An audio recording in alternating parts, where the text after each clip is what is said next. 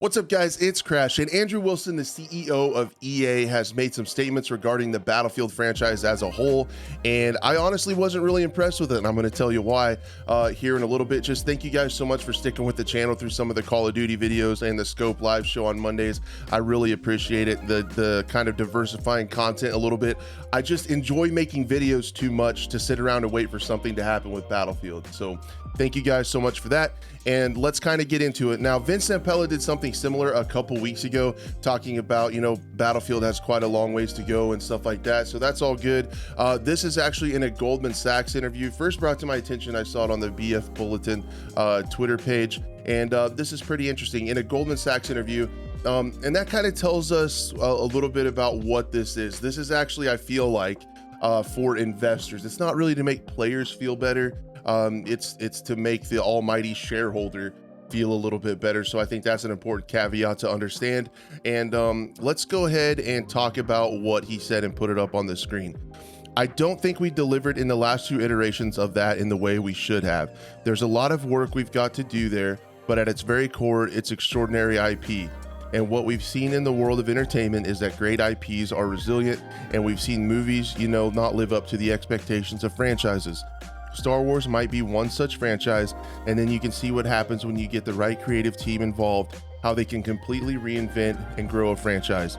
And I think we have an extraordinary creative team involved in Battlefield now. We have unbelievable ambitions to own the first-person shooter space, particularly as it feels to creation. And in a world where there are questions as to the future of Call of Duty and what platforms that might be on and might not be on, being platform agnostic and completely cross-platform with Battlefield, I think, is a tremendous opportunity. So there you have it. The second part kind of makes sense. He's kind of saying, IPs are really hard to kill, even though you're trying really hard. No, he doesn't really say it like that, but IPs are tough to kill. Battlefield, if you think about it, it's one of the only 3 AAA first-person shooter titles that I can kind of think of. So every year when it rolls around, every few years when one comes out, people are generally at least going to check it out. And then there's a large enough core Battlefield fans or gamers that are going to at least try it, that if it's good, word will get out and it can do well. And he's alluding to the new creative team they have. Gonna get into some of my concerns here.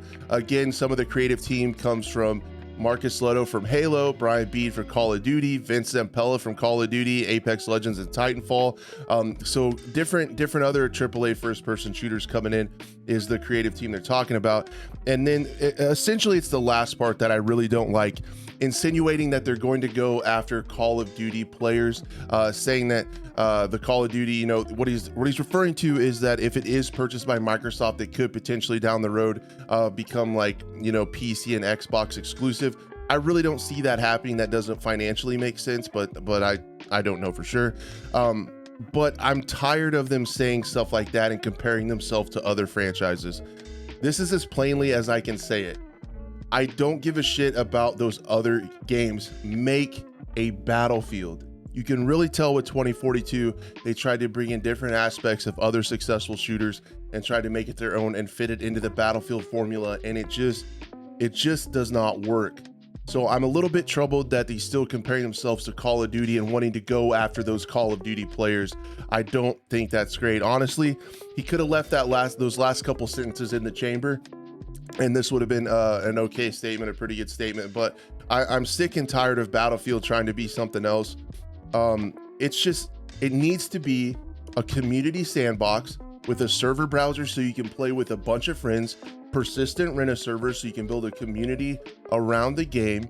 It needs to have a class system and all the stuff we loved about Battlefield, the immersion about feeling like you're just a small soldier in a massive battle and you could try different tactics and work with your squad and your friends. Right now, as it sits, you can get in a squad with 3 other friends, and it's just another lobby shooter where you disband lobbies after every round and get in a different lobby. You can't bring more than 3 friends in. I used to have people join the Discord, and we'd all get on the same, in the server browser, we'd all get in the same server and get on the same team and just have a lot of fun together. And platoons and things like that, that sense of community in Battlefield is just not there. They went the specialist route, kind of like Apex Legends, another successful IP that they have for microtransactions and things like that. And there's just so many things in this Battlefield that missed the mark that I feel like they tried to bring from other successful shooters and copy them. And I'm sick and tired of EA saying we're going to go after Call of Duty players.